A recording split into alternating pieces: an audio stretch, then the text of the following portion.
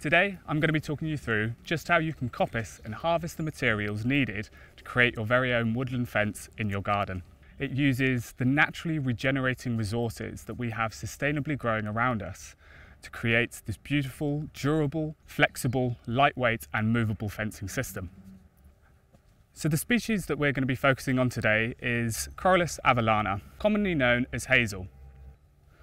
One of the ways that you can tell it's hazel is that it has these beautiful yellow catkins. It also has noticeable white lines called lenticels going up the bark, and its buds are arranged in an alternate fashion. So the tools that we're going to be using today is, here I have my trusty Silky. You can also use garden loppers, which most people tend to have in their local garden sheds. You also want a nice sharp knife to be tapering off any of the ends. I also have here a bill hook, which is used to take off the lateral shoots of the hazel poles. But a lot of people don't have a bill hook, so people can use secateurs that do the job just the same. And finally, we have our woodland mallet just here, which I've made this out of some overstood hazel that was slightly too big to be woven into the actual fence, but it makes a perfect mallet to hammer them into the ground with. So if you're lucky enough to have hazel in your back garden, then fantastic. But if not, you might have to ask a local landowner that's maybe got an area of woodland such as this, who often will have quite a lot of hazel growing in abundance, but they don't have the time and resources to be able to coppice it themselves. So coming to an area like this, you'll see plenty of what we call hazel stalls. And this one in particular obviously hasn't been hazeled in a long time, because you've got bits that are far too chunky to kind of weave into our fence. This could potentially go into charcoal production or could go into firewood. You have a few poles here that are a good kind of thumb thickness and some slightly smaller, some that are kind of at a double thickness, so we might be able to use those for the uprights. And it's important to know that when we're coppicing, instead of taking just the materials that you need, it's important to make sure that we coppice and take the whole stall right down to the ground. If you've got quite small hazel, you can cut that straight the way through. And the way that we do that is we support the top and we cut from the back .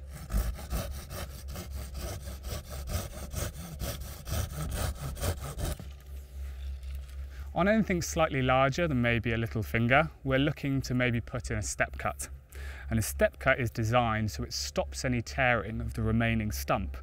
And you don't want any tearing, as it might harbour, or it might create an environment to harbour nasty pathogens and nasty fungi that can damage and actually kill the remaining stall. So we look to put in a step cut. So you want to go about halfway through the pole, again supporting the weight at the top, and then you want to do your back cut. And the back cut needs to be done ever so slightly higher than your undercut, and it needs to make sure it overlaps as well.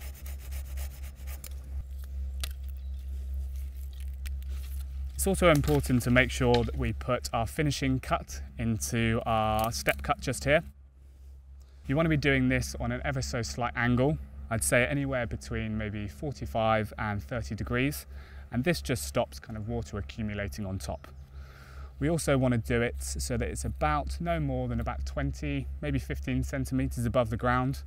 And the reason we do this is to promote vigorous growth. So once you've completely taken your hazel stall right down to the base, you've put in your finishing cut at a slight angle to let water bounce off. It's then important to do the final thing. So once you've also processed your poles, you might be left with what we call brash, which is the top part, which in terms of wattling, I don't have too much use for. Grab a good handful and just pop it over the stump. And what this does is that when it shoots back and those buds are filled with lots of rich sap, which the deer in here love, it just gives them enough protection to hopefully allow them to survive until they're big enough to be able to defend on their own.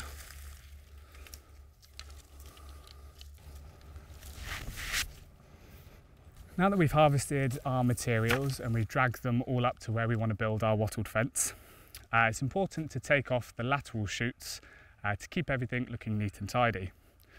You can also keep them on if you want them to look a little bit more rustic. I prefer to make mine try and look as neat as possible. So we'll be taking off the side shoots. Now we can either do that with your secateurs, or you can use your bill hook if you have one. I found that the slightly bigger stuff works a bit better with secateurs. Just to take off. And if you're lucky enough to have a bill hook, the idea is that you take it down in a sweeping motion, keeping your fingers well away to take off any of the shoots.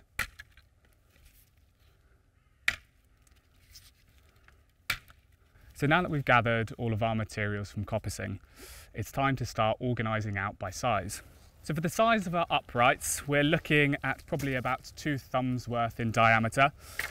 Anything bigger can be used as well, as long as it's strong enough to hold the support of the smaller poles. Now the smaller poles, you're looking at anywhere kind of up to about a thumb's thickness. Obviously you can use slightly bigger, but it makes it a lot harder to be able to be woven in throughout the poles. Now that we've sorted out our slightly larger poles, these would traditionally be called zeals, so these will be used for our uprights. So I'll use my silky blade to cut a slight tapered edge, and this basically just makes it easier to be pushed into the ground. On the opposing end, we'll take our sharp knife and we'll just take off the edges, just so that when we're hammering it into the ground, it doesn't split.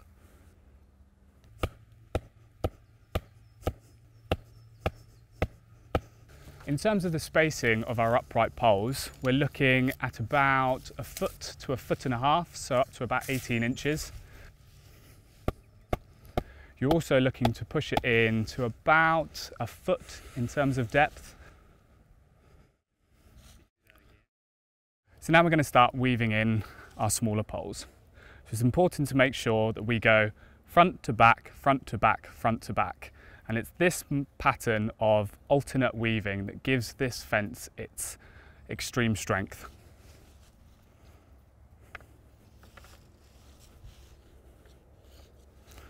And once you've done so, push it down to the ground.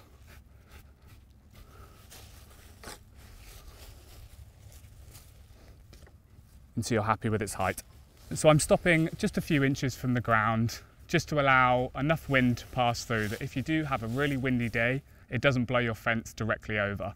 The idea of a fence is that it's meant to slow down the wind instead of stopping it completely. So when it comes to your second layer, instead of going in the same direction, you want to be going in the opposing direction.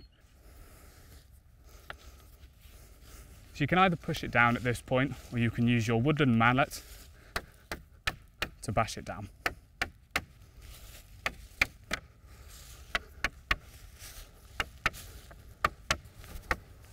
So as you can see here, this upright is starting to bend slightly out of position. If that happens to you, don't worry. Eventually it should sort itself out once you're kind of creating tension on both sides. And we'll be doing a little technique in a minute to show how to bring all the tension back into the middle.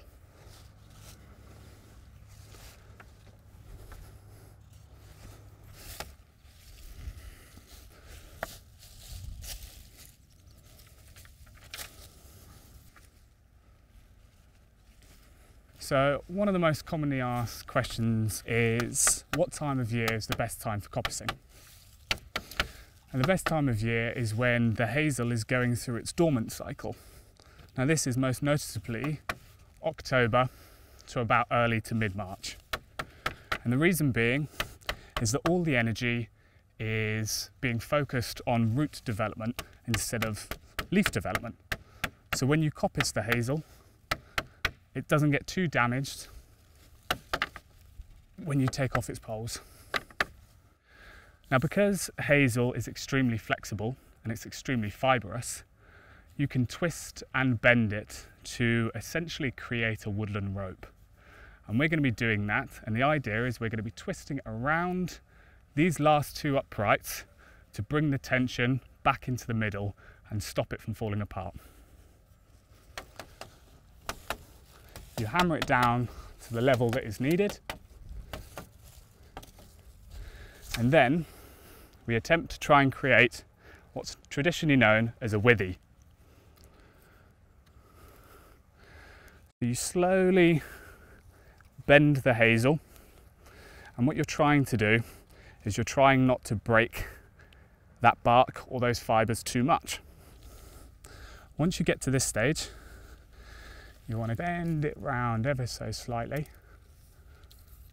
and then weave it back in and tuck it somewhere neatly.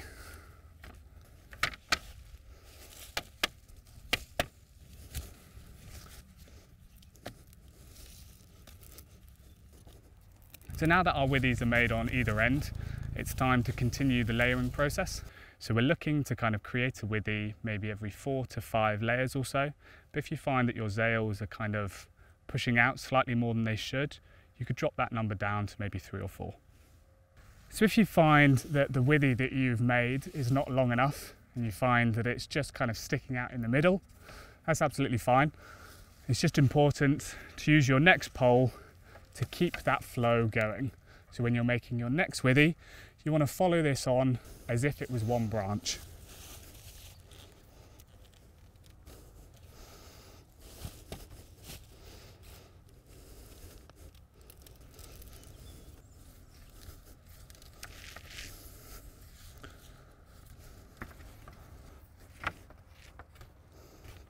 So you may have noticed that I've left it ever so slightly larger spacing. If you're using it as a wind barrier, you might want those gaps slightly tighter, or if you're just using it to separate out areas of your garden or potentially separate areas of livestock, then a big spacing will do just the same thing. You can really make this as rustic or as neat as you like.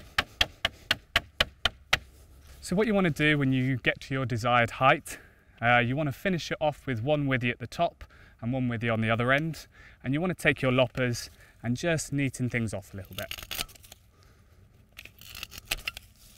Again, you don't have to do this, you can leave it as rustic as you like. We're going to leave this one for today. It's really important to take your time when doing these things. One of the best things I love about wattling and coppicing is that you're working out in nature. It's really important to notice the birds around you and to notice the change in weather. It's a real sense of tranquility and a real connection. Even though we haven't finished this one, we do have this one over here. Like I said, take your time with it. It's going in your garden, so really do make it however way you want, and hopefully it'll live up to this one.